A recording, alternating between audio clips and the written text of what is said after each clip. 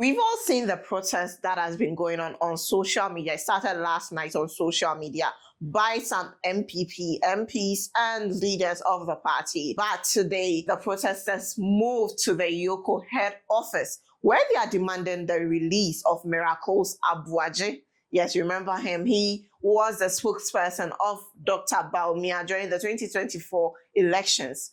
His campaign communicator got news that he's been arrested on Sunday, and there's been protests all over social media by some NPP advocates and communicators for his release, citing that the government is clamping down on their people and is not allowing them to be free. But EOCO has this afternoon released a statement of why Mr. Miracles Aboagye has been arrested. They cited that Miracles Aboagye was involved in an investigation that they are conducting, and he is aware of the investigation and has been cooperating fully. But they placed him on a stop order last week. Afterwards, they found out he had traveled out of the country without their consent. So on his return to the country at the Kotoka International Airport, EOCO officials at the immigration of the airport picked him up on Saturday and handed him over to EOCO on Sunday. So that's what happened. He was the executive secretary of the Interministerial Coordinating Committee on Decentralization, and he's being investigated as he's linked to financial and procurement related irregularities involving over 55 million Ghana cedis at his time as the executive secretary of the institute.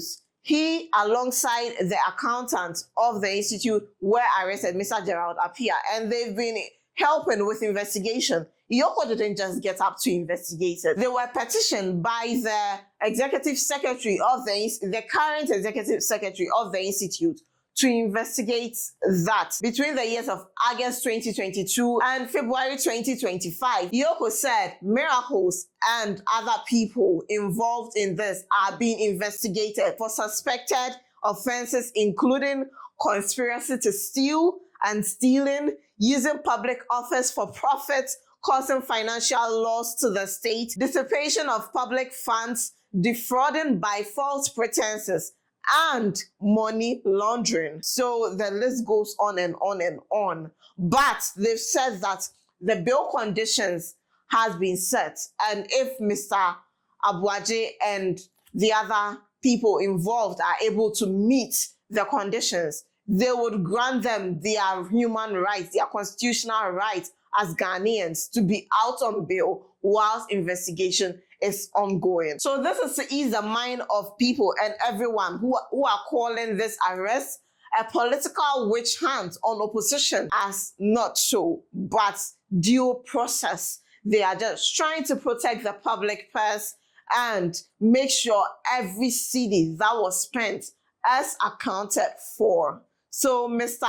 Miracles Aboagye is not being held in any dungeon. He's being held at the EOCO office in Accra here, and he has access to his attorney. His bail conditions are being discussed, and he will be released when he meets them. Moving on to our next story, another political story. Over the weekend, NPP had their executive elections, where constituency by constituencies leaders were elected. But Okatachi Frifa stormed the Ejuaseche Dumasi East constituency with over 30 bulky men armed to destroy, and a whole lot went on.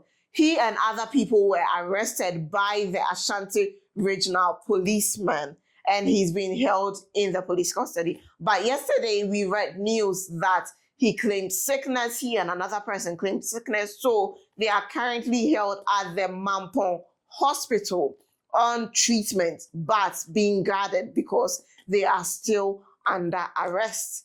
And this is inter-party elections. And we are seeing violence, and we are seeing all this brutality. We are always advocating against electoral violence. If it's a general election, we see violence, but this is party election. So where from the violence?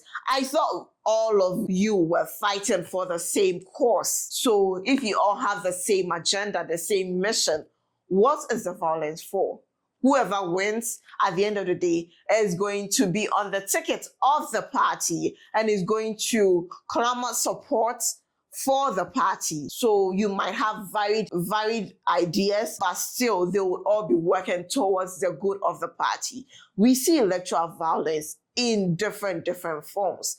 And we always condemn it because we saw during the 2024 elections, we saw electoral brutality, electoral violence. People died in previous elections. We've seen people die. And we've all been yelling at government, advocating that something must be done to stop electoral violence, because election is not the time to, it's not a do or die affair. It's just a time to exercise your franchise, exercise your constitutional rights as a citizen of the country. So that shouldn't lead to your death or to you being assaulted. But every single time there is an election of any sort, violence, we see violence. It's about high time someone is scapegoated by being sentenced to prison and serving jail time for electoral violence. It's only then would other people abstain from electoral violence.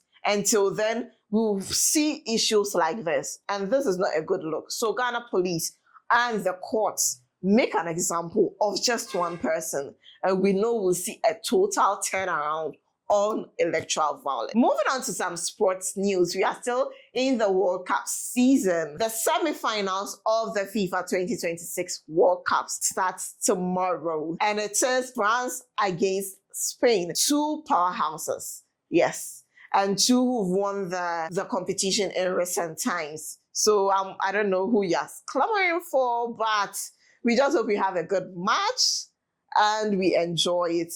And on Wednesday, we have Argentina versus England. That promises to be really entertaining. The midfield of Argentina against the midfield of England. Really, it makes a really good watch. So FIFA World Cup is still ongoing. Away from World Cup news, we've seen some transfer news. Andre Santos being signed by United. And you saw the Yuri Tillemans news. Yes, it seems as he's also headed to United this summer.